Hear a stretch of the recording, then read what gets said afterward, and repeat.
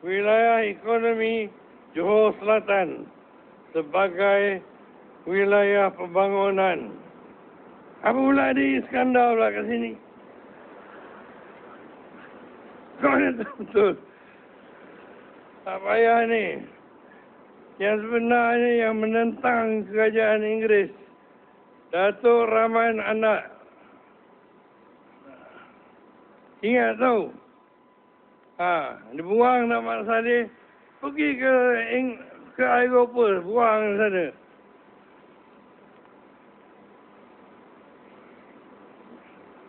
Kalau awak kata Mat Salleh bagus, dengan saya bukan. Kotornya Mat Salleh. Sekian, wabillahi taufiq wal hidayah. Wassalamualaikum warahmatullahi wabarakatuh.